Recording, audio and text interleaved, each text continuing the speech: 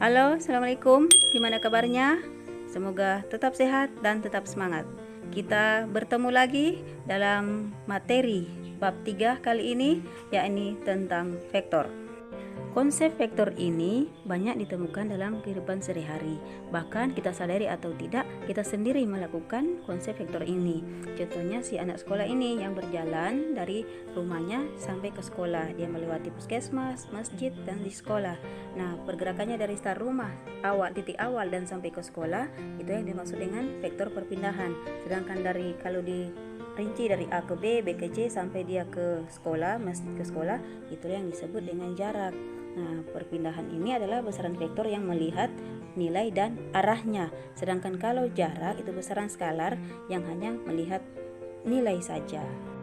Jadi ketika seseorang bertanya di mana letak SMA Negeri 1 Pagimana, maka jawaban yang lengkap adalah kamu menjawab bahwa SMA Negeri 1 Pagimana itu berjarak 1 km dari pasar ke selatan. Jawaban kamu itu dalam menjelaskan besaran vektor, yakni memiliki nilai dan arah. Contoh besaran yang termasuk besaran vektor diantaranya perpindahan, gaya, kecepatan, percepatan, dan momentum. Sedangkan contoh besaran skalar diantaranya adalah massa, waktu, kuat arus, usaha, energi, dan suhu. Agar dapat menuliskan vektor dengan benar, perlu memahami simbol atau notasi vektor.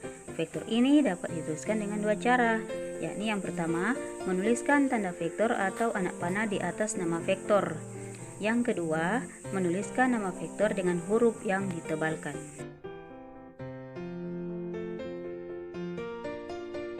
Nama vektor dapat dituliskan dengan satu huruf atau dengan dua huruf.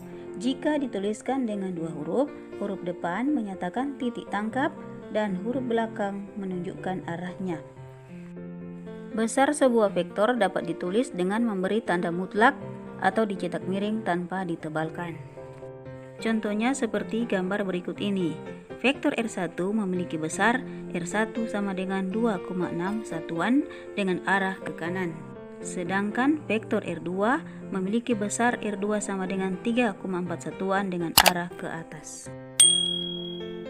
Misalkan kamu jalan-jalan sore keliling Pagimana dengan sepeda motor. Setengah jam pertama kamu bergerak lurus ke timur sejauh 4 km. Setelah istirahat sedikit, kamu lanjut lagi lurus ke timur sejauh 6 km. Dilihat dari posisi awal, kamu telah berpindah sejauh 4 km tambah 6 km sama dengan 10 km ke arah timur atau ke arah Wedaka. Maka dikatakan resultan perpindahan kamu adalah 10 km ke timur. Secara grafis, perpindahan kamu dapat digambarkan seperti berikut. Nah, sekarang jika ternyata setelah berjalan 4 km, kamu balik lagi ke barat ke arah Pagimana sejauh 6 km relatif terhadap titik asal, perpindahan kamu menjadi 4 km dikurang 6 km sama dengan min 2 km ke arah barat. Secara grafis dapat digambarkan sebagai berikut. Misalkan kamu naik motor lurus ke timur sejauh 40 km dan kemudian berbelok tegak lurus ke utara sejauh 30 km. Secara grafis, perpindahan kamu dapat digambarkan seperti berikut. Misalkan ada dua buah vektor A dan B yang satu sama lain mengapit sudut seperti gambar berikut ini. Vektor C dan D diberikan sebagai alat bantu sehingga vektor A tambah C tegak lurus terhadap vektor D dan ketiganya membentuk resultan yang sama dengan resultan dari vektor A dan B, yakni R. Dengan menggunakan dalil Pythagoras, besarnya vektor resultan R adalah sebagai berikut. Dari gambar dapat diperoleh juga C kuadrat tambah D kuadrat sama dengan D kuadrat. Dari trigonometri diperoleh pula cos theta sama dengan C per B atau C sama dengan B cos theta. Vektor A dan vektor min A memiliki besar yang sama tetapi arahnya berlawanan. Maka secara analitis besar vektor selisihnya ditentukan dengan mengganti theta dengan 180 derajat kurang theta. Karena cos 180 derajat kurang theta sama dengan min cos theta, maka diperoleh besar resultannya adalah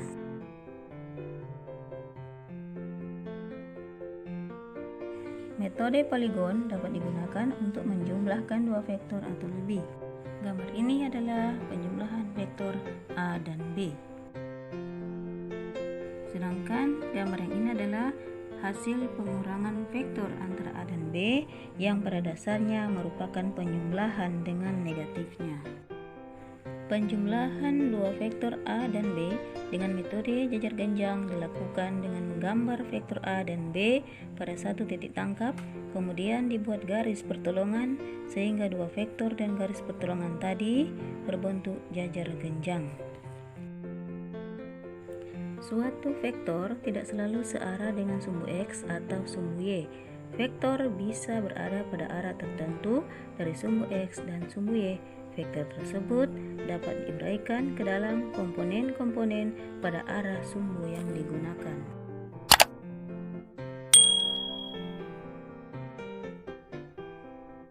Oke, baik, perhatikan gambar dari komponen tiga gaya yang bekerja pada sebuah benda, yakni F1, F2 dan F3. F2 kalau F1 pas di sumbu X, sedangkan F2 itu membentuk sudut 30 derajat dari sumbu Y, dan F3-nya membentuk sudut 60 derajat dari sumbu X. Nah, kita cari masing-masing komponen Fx dan Fy-nya, baru kita cari resultan gayanya ya. Jadi Fx, kemudian komponen Fy-nya, kemudian resultannya ya. Nah, untuk bisa menentukan ini kita akan menguraikan gaya-gaya yang bekerja ini dari diagram Cartesius. Kalau kita gambarkan komponen-komponen gayanya di sini ya. Nah, kita tentukan dulu. Yang pertama adalah sigma Fx-nya ya. Jadi sigma Fx. Jadi kalau sigma Fx-nya berarti semua gaya yang bekerja pada sumbu X. Jadi kamu hanya cukup memperhatikan arah kiri dan kanannya. Simpelnya seperti itu ya. Kiri dan kanan saja gitu ya. Nah, jadi sigma Fx di arah kanan ini gaya F1 yang bekerja di situ, F1, dan di arah kiri itu F2 dan F3. Nah, F2-nya itu yang ini ya, sisi di samping sudut itu bernilai cos, atau sisi yang berdempetan dengan sumbu Y itu bernilai cos, dan sisi yang di depan sudut atau searah sumbu X itu yang bernilai sin. Nah, jadi ini F2 cos gitu ya, 10 Newton. Kemudian F2 cos, di sini yang 10 Newton. F2 cos 30 derajat, dan yang ini F2 sin ini lagi F2 sin 30 derajat. Itu dia ya. Nah, sehingga Fx-nya di sini sama dengan F2 sin 30 derajat dikurang F3-nya, karena memang arah X ini di samping yang berdempetan dengan sumbu X itu memang bernilai cos. Jadi dia F3 cos 60 derajat kalau yang F3-nya ya. Nah, di Fx-nya ini tidak selamanya semua yang di sumbu X itu bernilai cos, melainkan tergantung posisi sudutnya, tergantung letak sudutnya gitu ya. Nah, sebaliknya juga tidak selamanya yang pada sumbu Y bernilai sin, tapi tergantung letak sudutnya ya, bisa dipahami itu. Nah, kemudian kita masukkan nilai 20 dikurang F2-nya 10 dikali sin 30 1/2 dikurang F3 8 dikali cos 60 ini 1/2 ya. Nah, kemudian sama dengan 20 dikurang, kita langsung dikurang 5 dikurang 4 sama dengan 11 Newton gitu. Terus kita tentukan lagi untuk di komponen Y-nya ya, gaya-gaya yang bekerja di komponen Y atau pada sumbu Y, yaitu Fy-nya. Jadi kalau Fy-nya maka yang kita tinjau hanya atas dan bawah saja ya, atas dan bawah saja. Maka sigma Fy-nya yang bagian atas berarti pada sumbu Y ini ya, yang sumbu Y-nya F2 sin F2 bukan sin, maaf, F2 cos ya, F2 cos 30 derajat yang ini pada sumbu Y, arah vertikalnya 30 derajat, kemudian dikurang F3 yang ini,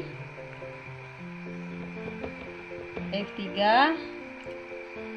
sin 60 derajat ya. Nah, F2 nya tadi berapa? 10 cos 30 1/2 akar 3 dikurang F3 ini 8 dikali sin 60 1/2 akar 3.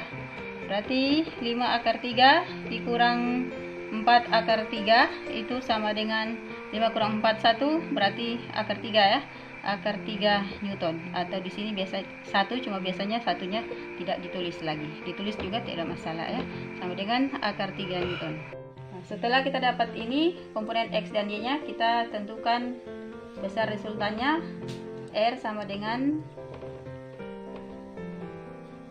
sigma Fx kuadrat ditambah sigma Fy kuadrat sama dengan Fx-nya ini 11 kuadrat ditambah akar 3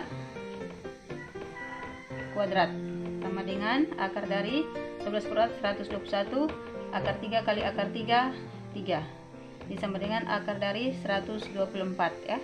Nah, ini kalau dicabut akar sama dengan 11,135 atau 11,14 kalau kita hanya menggunakan 2 angka saja di belakang desimal ya, Newton. Jadi ini hasil dari besaran resultannya ya.